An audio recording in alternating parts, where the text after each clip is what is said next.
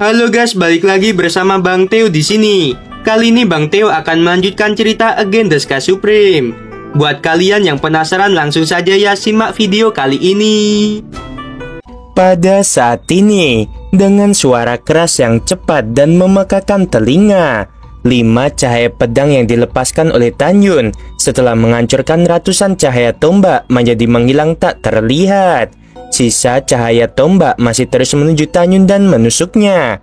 Darah berceceran, tombak menembus perut Tanyun.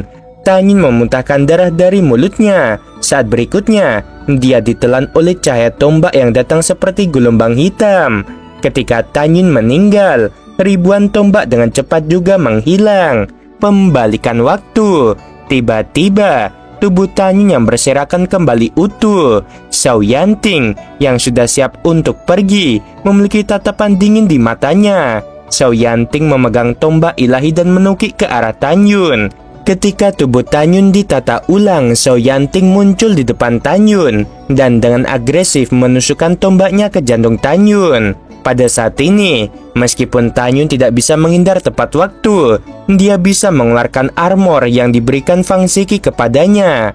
Tanyun berkata, "Xiao Yanting, sudah kubilang, hari ini dan tahun depan akan menjadi hari peringatan kematianmu." Xiao Yanting tampaknya telah mendengar lelucon besar. Dengan seringai di wajahnya, dia tertawa keras. "Kamu bajingan sedang sekarat. Beraninya kamu banyak berbicara. Aku akan memberimu satu kesempatan terakhir. Serahkan latihan yang telah kamu kembangkan, dan aku akan menjaga seluruh tubuhmu." Tanyun tiba-tiba mengulurkan tangan kanannya dan meraung, "Yixin, bakar dia sampai mati untukku." Mengikuti perintah Tanyun, api Hongmeng yang sudah menjadi kaisar leluhur menjadi raksasa 3 juta kaki dan menyelimuti Tanyun dan Xiao Yanting. Ketakutan yang tak ada habisnya menggerogoti saraf seluruh tubuh Xiao Yanting. Dia mundur mencoba melarikan diri dari pembakaran api Hongmeng.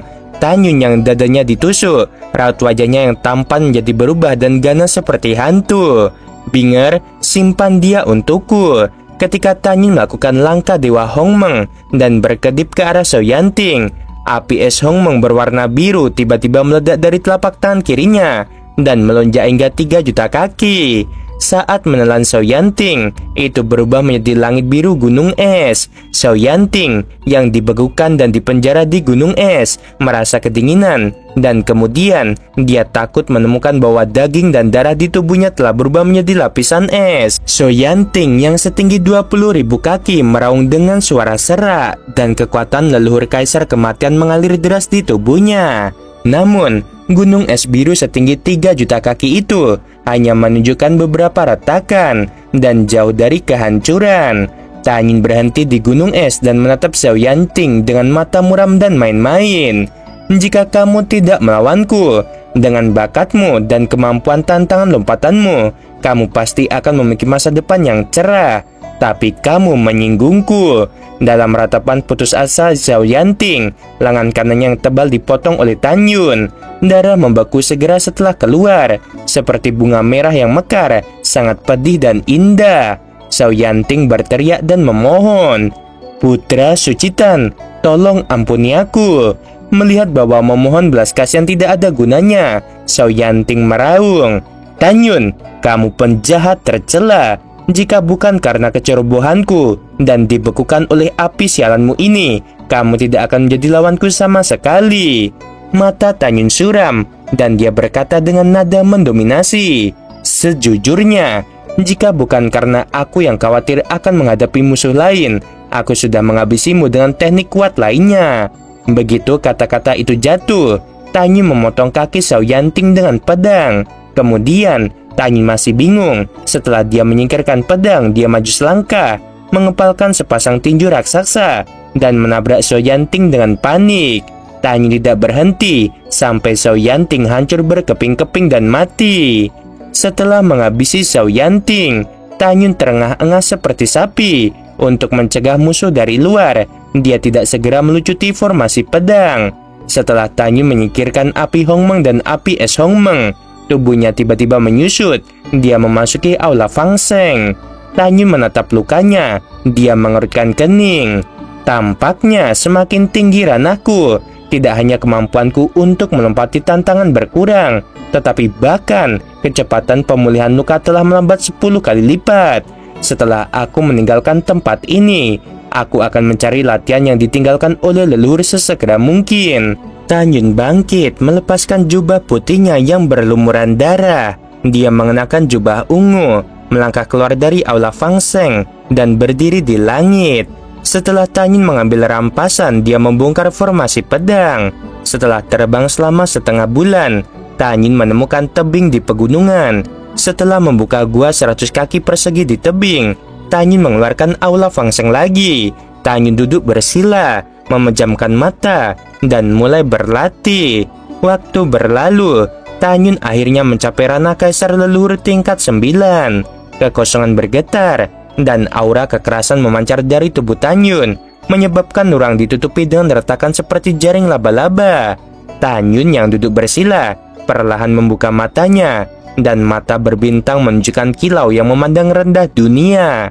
Merasa bahwa tubuh dipenuhi dengan kekuatan yang kuat yang belum pernah terjadi sebelumnya, Tan Yun sangat bersemangat.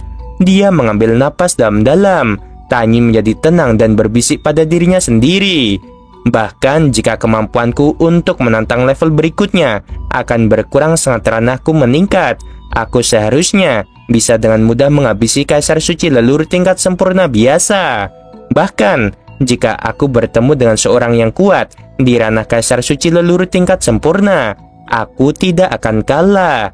Tentu saja semua ini adalah tebakan Tan Yun, dan dia tidak tahu seberapa kuat dia untuk menantang dirinya sendiri dengan cepat. 6 miliar dan 30 juta tahun telah berlalu di aula Fang Seng. Menurut perhitungan 1 hari di luar dan 2000 tahun di aula, lebih dari 860 tahun telah berlalu di dunia luar. Masih ada lebih dari 130 tahun sampai akhir perburuan harta karun. Huyan Yingfeng, perburuan harta karun di penjara api kuno ini adalah saat kematian bagimu dan semua murid sekte Elysium. Aku Tan Yun akan menggunakan darahmu untuk memberi penghormatan kepada arwah bawahanku di surga. Jika aku tidak salah, sebagian besar murid kuil Tianmen, sekte Elysium dan leluhur dinasti Shizu berada di jurang api kuno dan menara api dewa penguburan.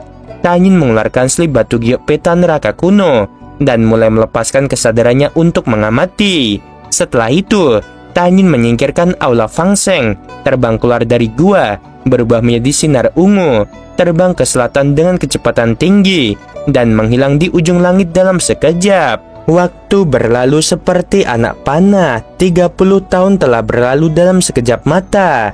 Dalam 30 tahun terakhir, Tan Yun tidak pernah berhenti terbang.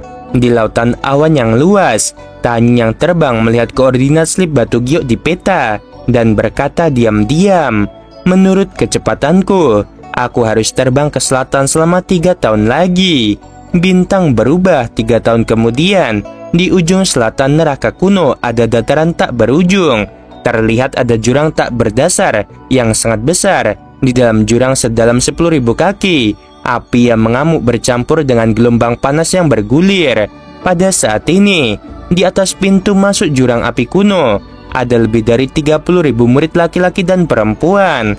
Murid laki-laki mengenakan jubah emas dan murid perempuan mengenakan gaun emas yang hampir transparan. Salah satu dari mereka ada yang bernama Sang Suo dan dia terkenal dengan keterampilan pembunuh dan pelacakannya. Dia melihat ke langit dan sepertinya sedang menunggu seseorang. Setelah setengah jam, perahu datang dengan cara yang hebat dan ada 10.000 murid inti ranah kaisar suci leluhur dari sekte Elysium. Di tepi perahu, ada seorang pemuda berjubah emas. Dia adalah Huyan Yingfeng. Di belakang Huyan Yingfeng ada sepasang murid. Murid laki-laki adalah Chang Sung Han yang menempati urutan kedua dalam kekuatan murid inti. Kekasihnya bernama Zhao Feiying adalah yang terkuat keempat di antara murid inti. Keduanya secara khusus bertanggung jawab untuk melindungi Huyan Yingfeng. Adapun Huyan Yingfeng, kekuatannya tidak buruk. Peringkat ke-9 di antara murid inti sekte Elysium. Shen Kuang yang menempati peringkat pertama dalam hal kekuatan, dan Niu Hongzhang yang berada di peringkat ketiga dalam kekuatan. Mereka berdua memimpin 30.000 murid inti dan lebih dari 20.000 murid elit untuk pergi ke menara api dewa terkubur untuk berburu harta karun. 20.000 murid inti yang tersisa telah memasuki jurang api kuno.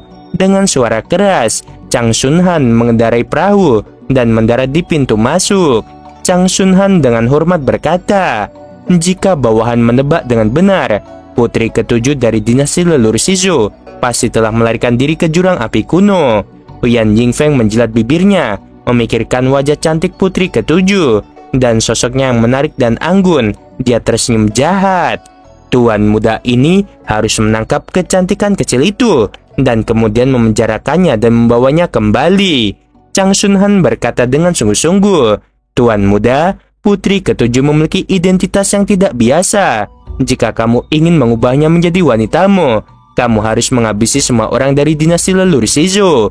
Kalau tidak, begitu mereka meninggalkan tempat ini hidup-hidup dan menyebarkan berita itu kepada Kaisar Besar Shizhou, konsekuensinya tidak akan terbayangkan."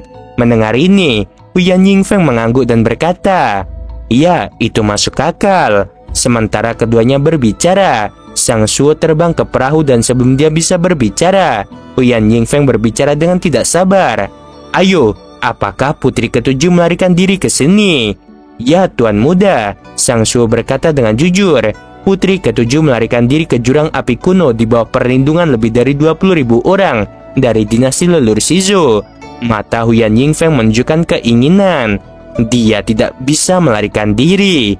Huyan Yingfeng berhenti tertawa, memandang lebih dari 30.000 murid elit dan memerintahkan, "Kalian semua pergi terlebih dahulu, dan ketika tuan muda ini menangkap putri ketujuh, aku akan membawa seseorang untuk menemuimu."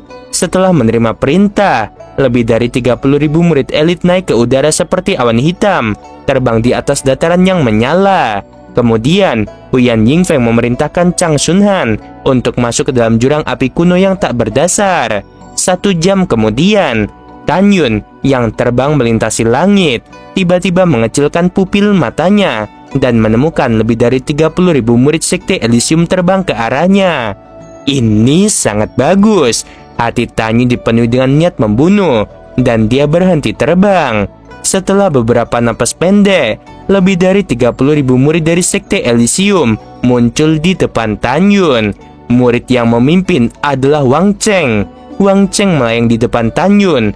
Tangan kanannya tiba-tiba terangkat dan semua murid di belakangnya berhenti terbang.